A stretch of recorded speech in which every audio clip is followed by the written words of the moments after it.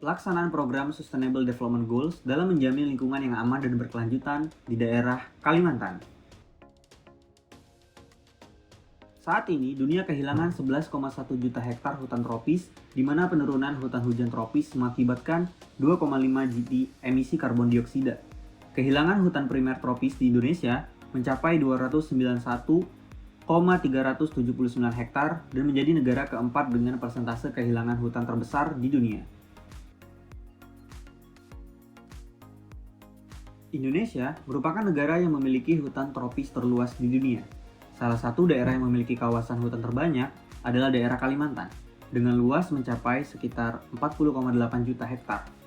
Berdasarkan survei Kementerian Lingkungan Hidup dan Kehutanan, persentase luas tutupan hutan di Pulau Kalimantan mengalami penurunan sepanjang 2015 sampai 2018.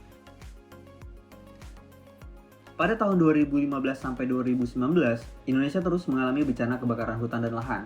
Kasus terparah pada tahun 2015 dan 2019 mencapai angka 2,6 juta hektar dan 1,6 juta hektar hutan dan lahan terbakar di seluruh Indonesia. Di Pulau Kalimantan, salah satu faktor pembakaran hutan adalah pembukaan lahan perkebunan kelapa sawit. Tentu hal ini mengancam populasi satwa di Kalimantan.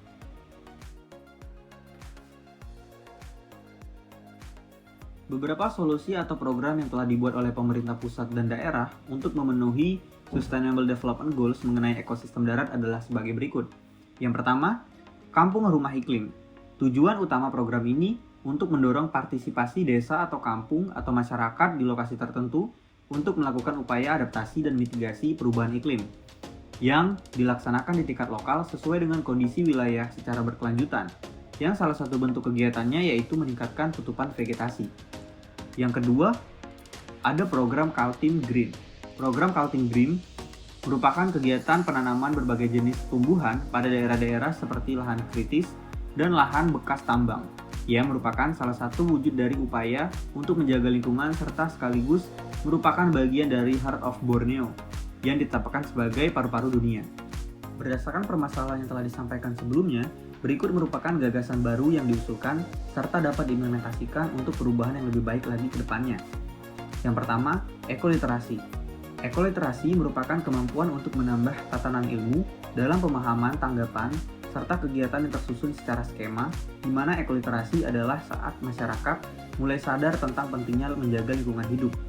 Ekoliterasi sendiri dapat diimplementasikan dengan cara mensosialisasikan serta menambah pengetahuan terkait pentingnya ekologi bagi kehidupan satwa, serta dampak buruk yang dapat ditimbulkan oleh rusaknya suatu ekosistem di lingkungan hutan pada masyarakat setempat. Yang kedua, ekolinguistik sebagai payung. Ekolinguistik merupakan dasar konservasi bagi suatu wilayah untuk mempertahankan keseimbangan suatu ekosistem di wilayahnya.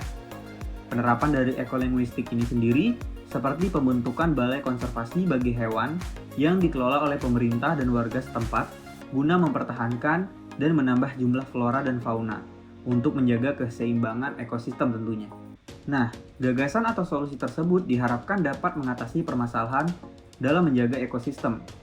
Mari selamatkan hutan untuk menyelamatkan bumi.